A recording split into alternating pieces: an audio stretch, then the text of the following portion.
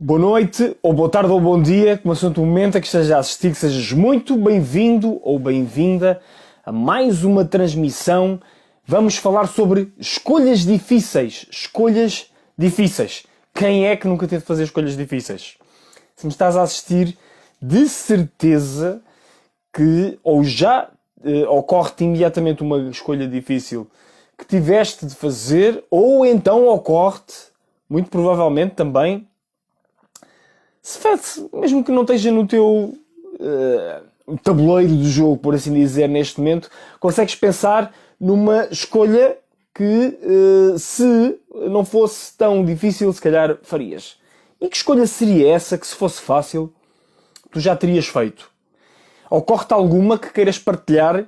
Como sempre, há alguma perspectiva, há alguma sugestão, alguma questão que queiras partilhar e deixar aqui nos comentários, eu tenho todo o gosto em dar resposta, ou ainda durante a transmissão, ou depois da transmissão, e claro, o mesmo vale para se me enviares um e-mail para julio@juliobarroco.com. E é sobre escolhas difíceis que vamos então falar na ótica, claro, na ótica de sempre, a ótica do nosso propósito de vida, que na nossa definição então é expressarmos criativa e autenticamente quem somos, de uma maneira que seja benévola. E então, quando temos a prerrogativa ou o imperativo de tomarmos escolhas difíceis, quais é que são as nossas preocupações, os nossos anseios? Bom, em primeiro lugar, eu acho que existe um anseio de todos nós de fazermos a escolha certa, de fazermos aquilo que é certo, o melhor, que seja o melhor caminho possível. E já estou a ver aqui, mais uma vez, um comentário teu, Leonila, que sejas muito bem-vinda. E vou ler, escolher só uma escolha também é difícil.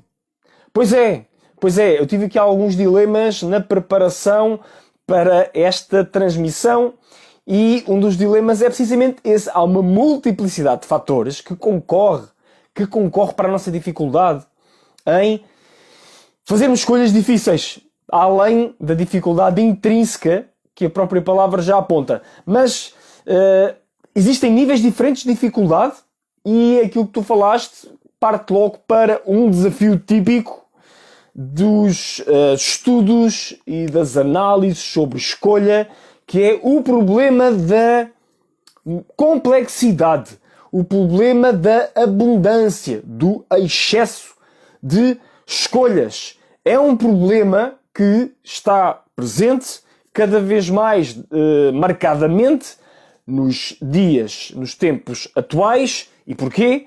Porque de facto vivemos numa sociedade de cada vez mais profusão de possibilidades.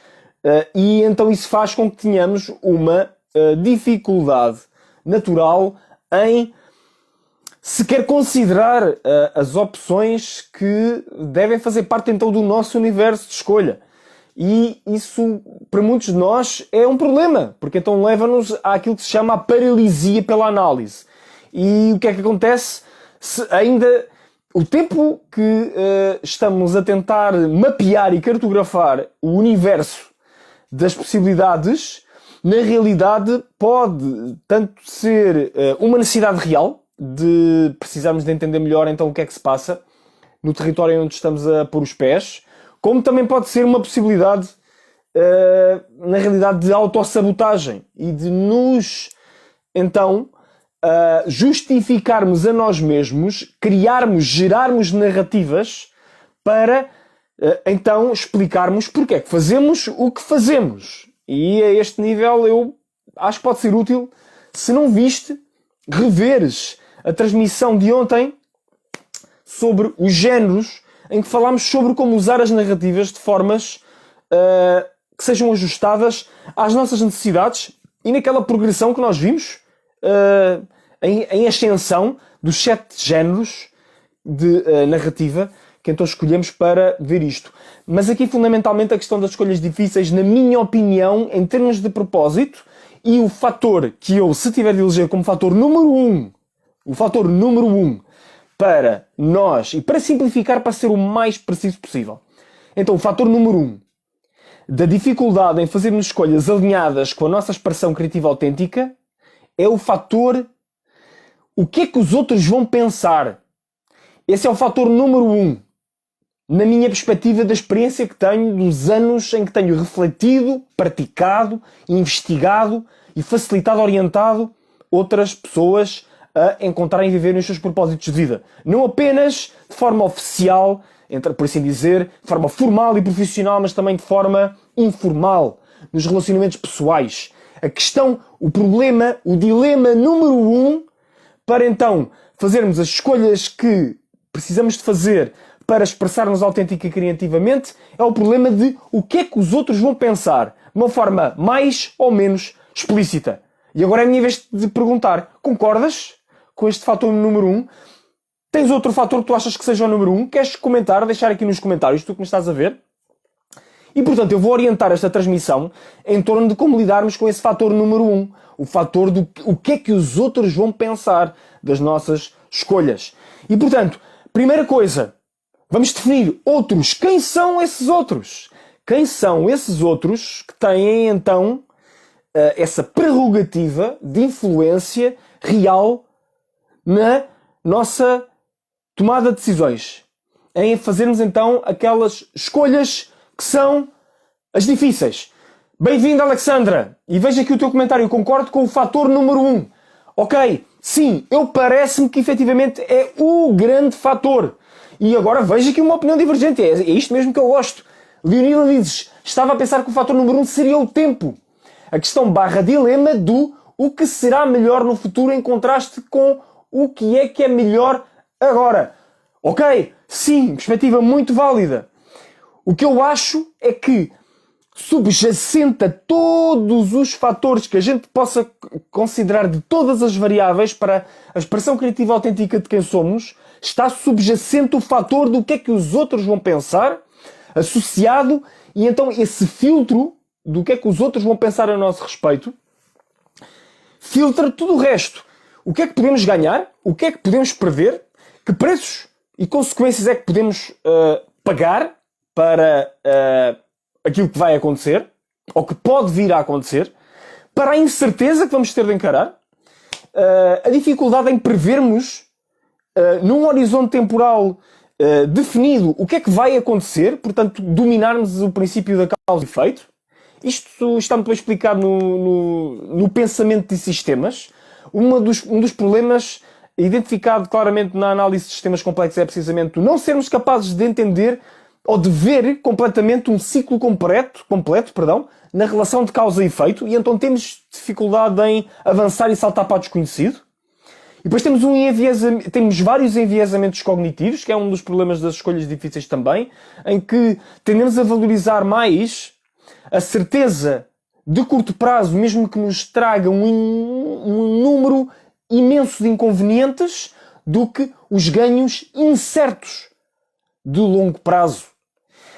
E isto só conseguimos superar isto, na minha opinião, se tivermos uma busca reiterada de então olharmos bem para o ponto onde nos encontramos e percebermos de que maneira é que vamos lidar com esses enviesamentos e, na minha opinião, porque somos animais sociais e como eu já tinha, como falei aqui, em termos da escolha que vou então orientar esta transmissão, a questão daquilo que os outros vão pensar a nosso respeito, a nossa família, os nossos amigos, os nossos colegas e, de uma forma ainda mais lata, ainda mais abrangente, o que é que os outros, em geral, podem pensar a nosso respeito por fazermos ou deixarmos de fazer aquilo que fazemos, é uma espécie de bicho-papão que, a meu ver, importa desmontar com algumas estratégias muito simples. E as estratégias que eu considero mais simples são estas. Primeira, quem são esses outros?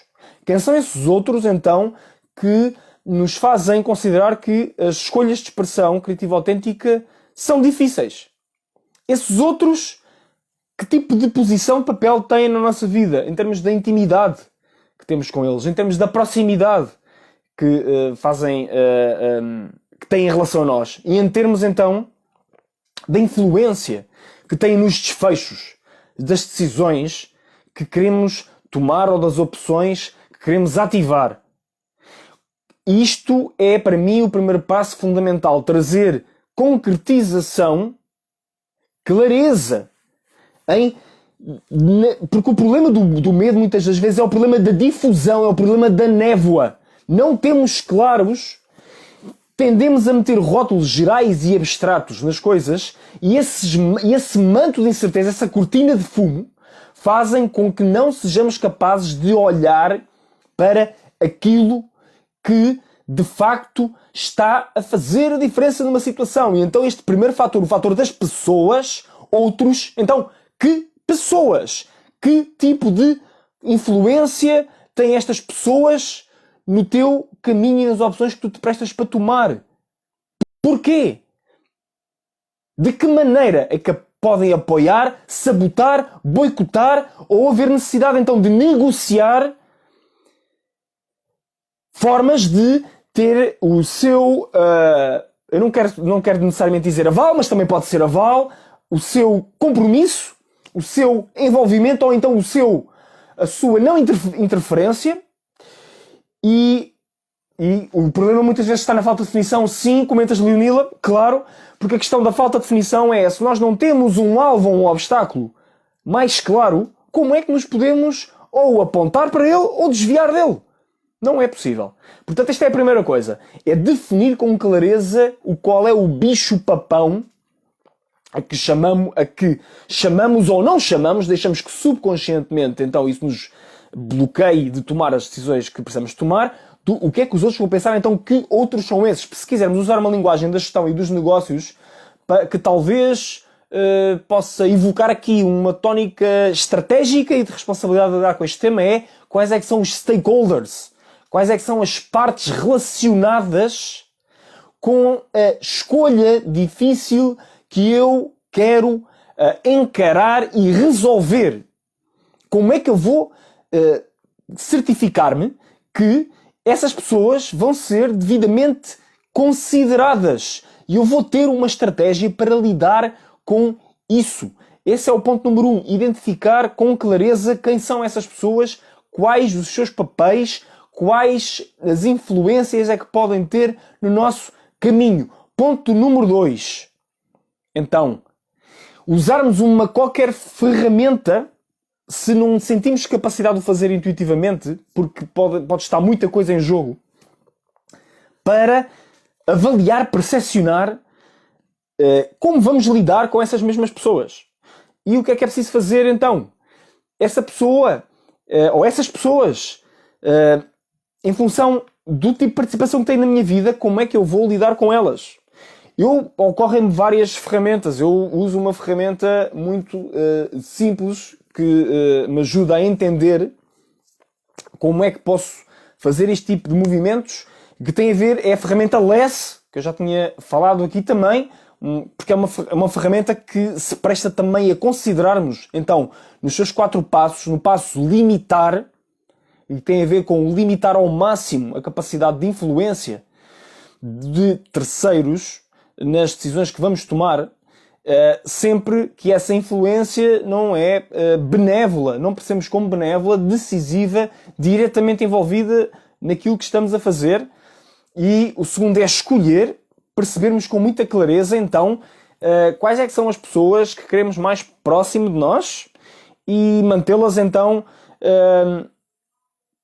informadas da maneira que é importante que estejam informadas e termos uma atitude de valores que permite então que exista comunicação aberta, transparência também naquilo que deve ser transparente e abertura para haver então um procedimento de consideração dessas escolhas que seja o mais produtivo possível, que tenha feedback, porque se essas pessoas estão presentes, então é importante que tenhas feedback sobre o que é que elas pensam, para, mesmo que não tomes na melhor consideração aquilo que elas estão a dizer, consigas também perceber com mais clareza se de facto os papéis que tu tinhas entendido que elas iam desempenhar, se de facto são esses ou são outros.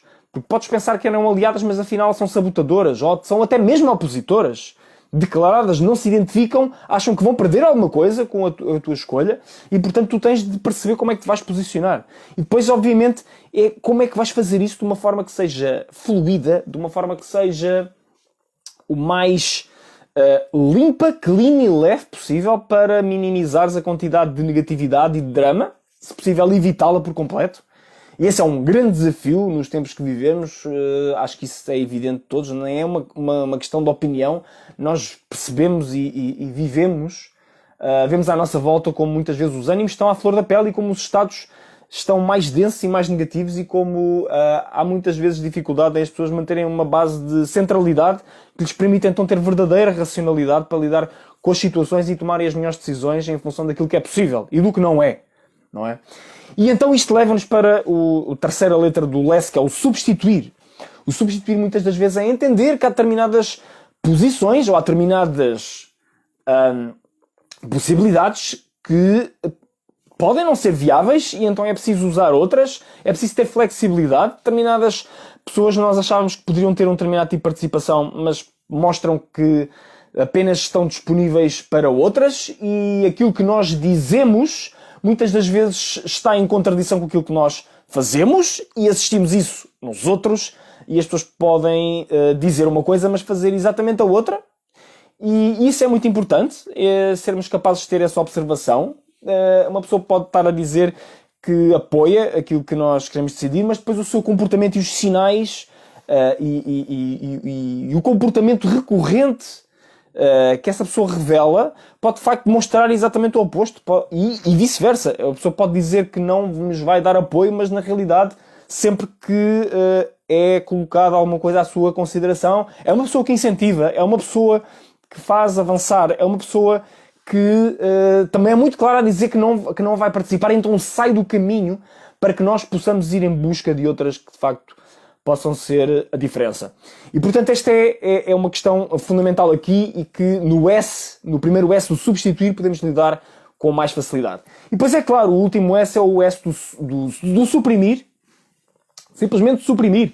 Simplesmente há que reconhecer que em determinados contextos, então há pessoas que não devem fazer parte do nosso caminhar e nós não devemos fazer parte delas, porque não existe um intervalo, uma banda de consciência, ou de frequência, ou de intenção, ou de foco, de orientação de rumo de vida, que compatibilize, então, as presenças de uns e de outros nas suas próprias vidas. E este é um dos temas mais difíceis de encarar nos relacionamentos.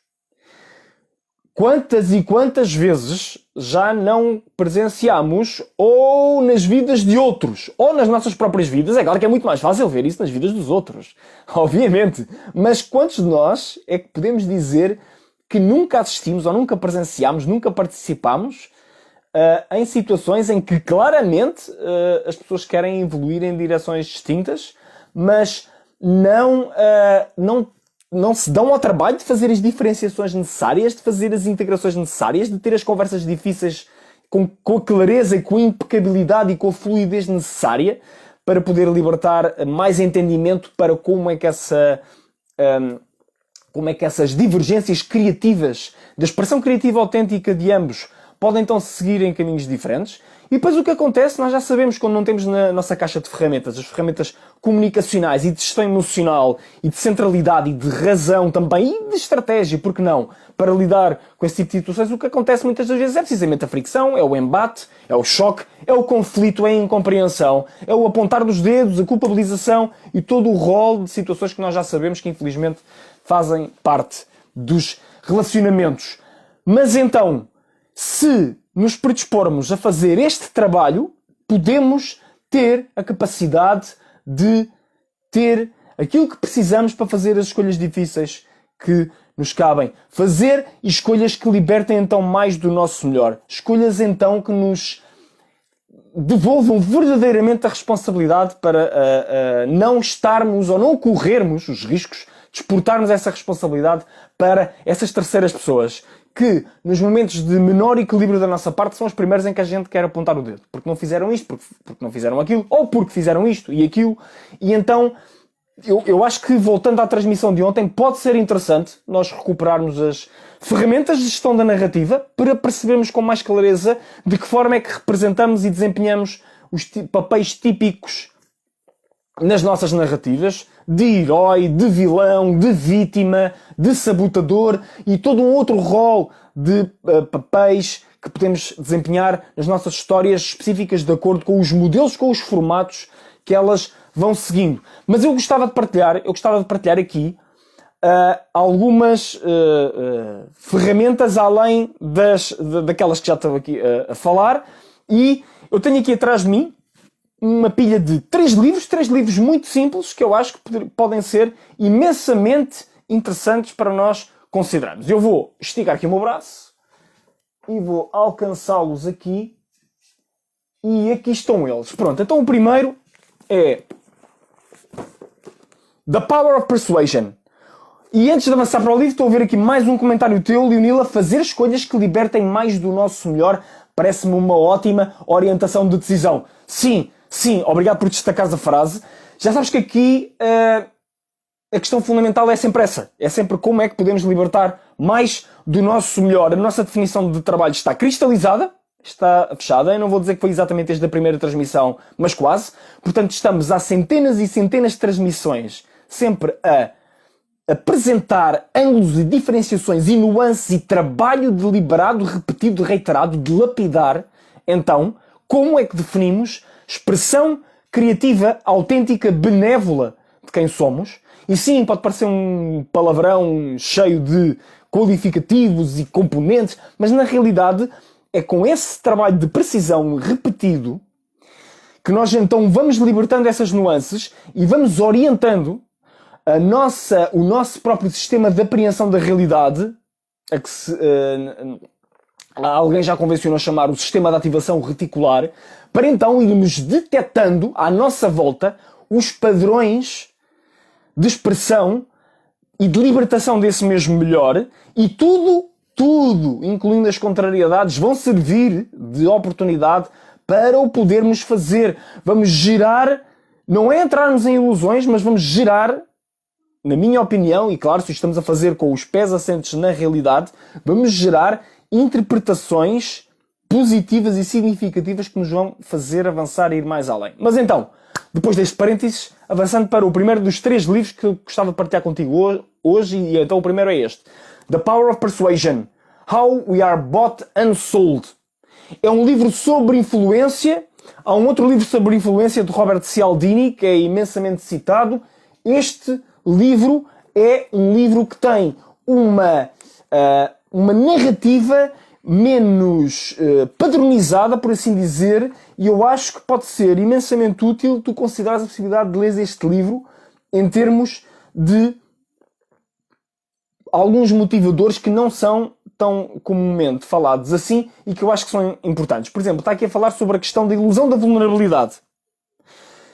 Sobre a questão da confiança. Em quem é que nós confiamos? Confiamos mais nos peritos, confiamos mais nas pessoas que gostamos, confiamos mais nas pessoas que são desabridas, por assim dizer, que são radicalmente honestas. Então, e qual é o papel da gentileza? Então, e sabemos usar o princípio do contraste? São apenas alguns exemplos deste livro que eu te recomendo que então leias e consideres. The Power of Persuasion, de Robert Levine. Se faz favor, deixa o nome e o autor na descrição, sim, com certeza, Alexandra, mas também alguém pode escrever aí se quiser, à medida que eu vou dizendo, se faz favor, senão eu também posso fazer isso no final. Porque esta vez não planeei aqui na minha preparação da transmissão. Eu próprio vou trabalhando aqui a minha esfera de perspectivas nestas transmissões com múltiplos métodos, umas vezes muito mais estruturados, muito mais sistematizados, outras vezes muito mais à base do improviso, outras vezes muito mais assentes nos estudos que vou fazendo de desenvolvimento humano, e coisas que eu não preciso de preparar porque já estudei à exaustão ao longo de anos, e portanto vou fazendo este fluxo também para eu mesmo então ganhar aquela qualidade que já citei aqui noutras transmissões, a qualidade da antifragilidade, que é uma qualidade que todos nós devemos treinar e que é fundamental também para nos sentirmos confiantes para fazer escolhas difíceis, que é a nossa capacidade de, perante os choques e as crises da vida, não só não sermos destruídos por eles, mas ficarmos mais fortes. É o mesmo princípio da ginástica, do treino, etc. Radical Candor, livro número 2. Então, How to be a Great Boss Without Losing Your Humanity é um livro para quem gosta de falar reto, direto e forte, como diz o subtítulo, sem perder a humanidade. Portanto, como é que podemos ser, então, capazes de ter a abertura, a franqueza, a honestidade, a transparência na nossa comunicação que, de facto, indo além das abordagens mais políticas ou mais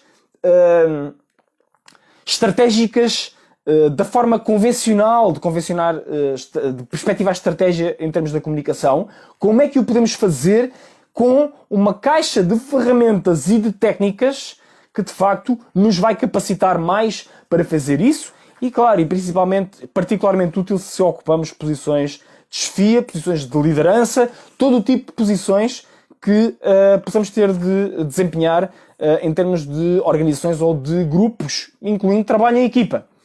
E, por exemplo, podemos equacionar que se todos temos uma família, ou se todos vivemos em família, ou nos relacionamos com amigos, então todos em determinados momentos operamos em equipa, independentemente de estarmos ou não em funções mais ou menos convencionais, de podermos ser trabalhadores independentes, ou podemos estar em startups, ou podemos estar em grandes organizações instaladas. Eu acho que este livro do Radical Candor, da candura radical, pode ser extremamente interessante. Portanto, Radical Candor, de Kim Scott. É o segundo livro que eu te ia recomendar. E antes de avançar para o terceiro livro, vou ler aqui o teu comentário. Leonila, penso que não fará parte da tua lista presente, mas o North Star da Marta Beck parece-me também ótima ferramenta para decisões difíceis, com uma parte dedicada a exatamente identificar esses outros do teu fator número 1. Sim, o fator número 1 dos outros, e esse livro não. Neste momento não ia referi-lo, mas ainda bem que o referes. Queres defender a tua dama, mais especificamente aqui nos comentários, por favor, podes explicitar como é que achas que o North Star, então que tipo de ferramentas é que a caixa lá terá, então para nos ajudar a tomar melhores decisões nesta ótica das escolhas difíceis e por favor, vamos ter todo o gosto em ler aqui o teu expertise. Tu também trabalhas com propósito e também serves outras pessoas, um público muito específico, o público dos millennial. Portanto, por favor, deixa aqui o teu comentário com essa percepção e vai ser um privilégio tê-lo aqui disponível. Terceiro e último livro. Adoro este livro. Fierce Conversations. Achieving Success and Work and in Life One Conversation at a Time. Então, as Fierce Conversations são conversas verdadeiramente assertivas, são conversas intensas, são conversas também apaixonadas, e para como ter este tipo de conversas quando precisamos, então é muito simples. Arranjamos, mais uma vez, então, uma caixa de ferramentas para melhorar aquilo que achamos que precisamos de melhorar, se ainda não nos sentimos seguros no nosso craft, damos-nos ao trabalho de fazer o caminho das pedras, vamos além das abordagens penso rápido que inundam este espaço e este setor do desenvolvimento humano. Essa é a verdade. Essa é a verdade. Este espaço, o setor do desenvolvimento humano, está cheio de ofertas penso rápido ou chantilly que tratam os problemas, as circunstâncias pela rama, sem fazer o trabalho de drill, de fazer uma vez após a outra, para então libertar esse craft, embutir verdadeiramente hábitos, além das experiências de curto prazo, da satisfação que podemos ter quando gostamos muito daquela palestra, ou daquele workshop, ou daquele livro, ou daquela transmissão, ou daquele podcast, e depois nada disso fica, vamos saltando de poça em poça, sem nos fixarmos e cristalizarmos em nada. E isto é um grandíssimo risco, porque tem um grande fator de atração, muitas dessas soluções, e são um espetáculo para justificar a nossa real procrastinação, e não apenas uma paciência, de uma forma mais simples, E vou interjetar já aqui o teu comentário, Leonila. Livro 1 não apanha o nome se disseres e dito aqui. Sim. E então, o livro 1, The Power of Persuasion, de Robert Levine. The Power of Persuasion, de Robert Levine. Obrigado, Leonila. O livro 2 está correto e o livro 3 também. Perfeito. Muito obrigado por partilhares aqui. Então, como eu estava a dizer, num momento de menor maturação deste mercado ou desta manta de retalhos, a que podemos chamar de desenvolvimento humano, para lhe chamar assim, com múltiplas propostas, múltiplos fatores reputacionais, múltiplas finalidades de buscas, é uma dispersão tremenda e se não nos dedicamos a trabalhar em profundidade aquilo que precisamos de mudar, não vamos obter os resultados que precisamos. Podemos obter outro tipo de resultados, pode ser exatamente a paisagem que estamos a precisar de encarar, a viagem de circunnavegação que precisamos de fazer, mas quando chega a hora de moldar um caminho que verdadeiramente fique, não vai ser possível. E eu sei por experiência própria, porque cometi várias vezes esse pecado. Vou ajeitar aqui a câmara. Cometi várias vezes esse pecado, mesmo tendo uma macro-orientação estratégica que me parece sólida e energizada desde há vários anos. O que acontece é que muitas das vezes descemos por determinadas tocas de coelho e vamos parar a determinados territórios e países que depois não são aqueles que melhor servem, aquilo que verdadeiramente devolve o nosso melhor. Isso pode acontecer com todos nós e a responsabilidade, atenção, é sempre nossa. Independentemente dos apelos, independentemente das seduções, independentemente dos triggers, dos gatilhos. E vivemos num mundo armadilhado desses gatilhos, na publicidade, nas vendas, etc. São usados todo tipo de gatilhos para nos levar então a consumir todo tipo de produtos. E, na realidade, se nos decidirmos a focar no ponto da nossa decisão, da nossa escolha mais difícil neste momento e insistir e atacá-lo então por diferentes ângulos, mas sem nunca perder o ponto de chegada, sem nunca desviar a nossa mira, podemos fazer o cerco a esse ponto por todos os ângulos. Podemos então fazer a volta dos 360 graus, mas sempre a apontar para o mesmo ponto. Então sim, então vamos libertar o máximo do nosso potencial, o máximo do nosso poder, da nossa capacidade aplicada, e leva o tempo que demorar, como diz o ditado, água mole em pedra dura, tanto bate até que fura. E este livro dos Fierce Conversations é uma excelente ferramenta de perfuração. Tem imensas estratégias, mais uma vez, para, com mais um ângulo similar ao destes livros que falei, aqui mais especificamente em complemento aqui ao Radical Candor, para então podermos encarar as conversas difíceis que precisamos de encarar nos contextos de maior responsabilidade. E este livro está muito orientado para a questão das organizações, porque são contextos que, de facto, também é fácil escalar a mensagem em termos de outros produtos e de outras ofertas. Portanto, obviamente, entende-se esta opção também estratégica da autora. Mas então, é mais uma adição para termos conversas assertivas fortes, poderosas e às vezes intensas, sem que sejam destrutivas. Porque esse é o grande risco de usarmos intensidade, assertividade. Podemos descambar para a violência, podemos descambar para a agressão, ou percebida como tal por parte de quem está a receber a mensagem. Pode não haver uma base de confiança estabelecida o suficiente para haver esse tipo de interações, ou pode haver simplesmente uma impossibilidade total. A outra pessoa pode simplesmente não estar disponível para comunicar da maneira que nós queremos comunicar. E também é lícito. O que também é totalmente lícito é tomarmos decisões em conformidade em função disso. Se a outra pessoa não se permite comunicar da forma que nós sentimos que devemos comunicar, se estamos certos de que é o que é justo, é legítimo, então devemos ponderar quais é que são as alternativas. E, obviamente, nas nossas escolhas difíceis, muias vezes este é o grande fator. É o fator de não querermos fazer cortes, porque não queremos arcar com a responsabilidade de tomarmos decisões que podem parecer, de facto, lá está, radicais, sem uma justificação cabal para isso. E então isso leva-me aqui para a terceira sugestão com que eu quero fechar esta transmissão hoje. É a sugestão que vai precisamente articular de uma forma mais clara o que vimos, ou o que tiveste a oportunidade de ver na transmissão de ontem, dos géneros. É articula narrativas para explicares no que é necessário, para envolver ou para te sentires confortável a fazer o que tens de fazer para o resto do mundo. Porque é que vais fazer o que vais fazer? Porque é que vais escolher essa escolha difícil que vais escolher? Qual é a narrativa?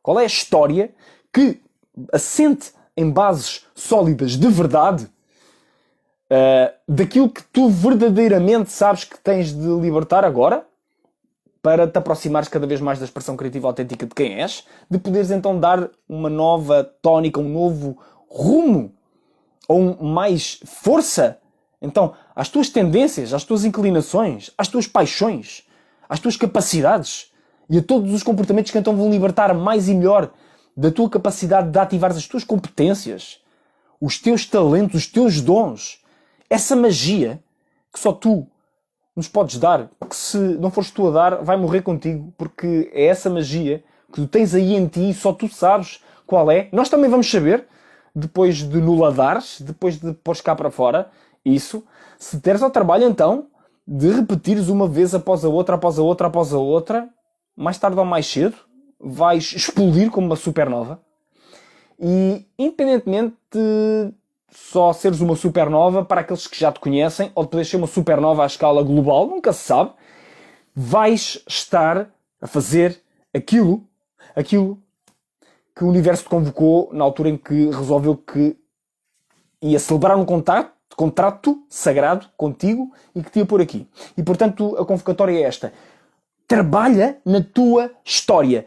Pensa em ti como o autor e a autora da tua história que nasceste para ser. E pensa, quem é o elenco das personagens que vais usar então para te manteres no caminho daquilo que tens de fazer e fazeres as escolhas que precisas de fazer. Qual é o guião em que essas personagens vão entrar e vão participar? Sim. E quando é que vais pôr em representação essa peça da expressão, da representação autêntica de quem és, da tua vida? Agora, qual é a próxima? Qual é a próxima representação? Certo? E que seja a primeira de muitas. Que seja a primeira de muitas é a atenção que eu quero deixar aqui contigo hoje. Que possas então assumir a plena responsabilidade por essa escolha que tu sabes que está mesmo à espera que tu então te capacites e a atives.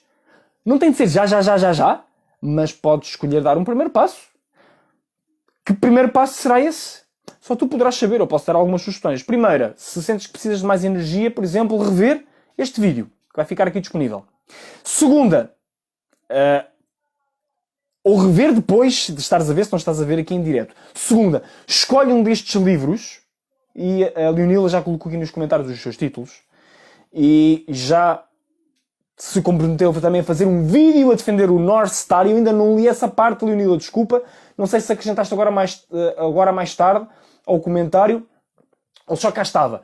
A Leonila então vai fazer um vídeo a defender o North Star. Podes ir ver o vídeo da Leonila. Se queres dar mais um passo para aprofundar então este ponto, onde queres exercer força, segue a Leonila Henriques, vai à página dela, clica no comentário que ela fez e vai lá ver e subscreves e ficas à espera de receber uma notificação com o aprofundamento que ela vai fazer a defender o North Star. Ou então vais fazer a terceira, vais já aplicar, colocar em ato essa coisa que tu já sabes que deves fazer. Essa coisa que tu já sabes que podes fazer e vais então colocar a bola em movimento, a esfera dessa escolha, o mundo que essa escolha vai poder representar para ti, o novo mundo que essa escolha vai poder libertar em ti, no teu caminho. Tu vais fazê-lo isso muito em breve. E podes te comprometer já com o momento em que o vais fazer, marcar na agenda, com um lembrete para o fazeres, podes fazê-lo já a seguir a transmissão.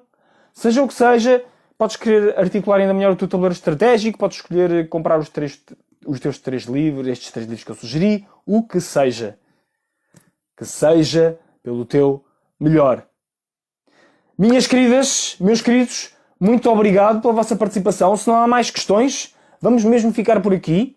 Existe uma multiplicidade de outras fontes, de outros estudos sobre a realização de escolhas, incluindo estudos científicos. Se quiseres alguma coisa mais científica, pede-me. Eu estive aqui a rever uma resenha precisamente deste tema das escolhas e da dificuldade das escolhas aplicada à carreira um pouco antes desta transmissão, mas achei que era de uma complexidade que não se justificava trazer para aqui. Eu posso partilhar o título do capítulo, o capítulo 15 do livro de agregação de estudos sobre motivação humana chamado The Oxford Handbook of Human Motivation, e este capítulo dizia então a complexidade motivacional da escolha, uma revisão da teoria e investigação. Ok, e eu não quis ir por aí, quis fazer aqui uma volta distinta para te poder trazer aquilo que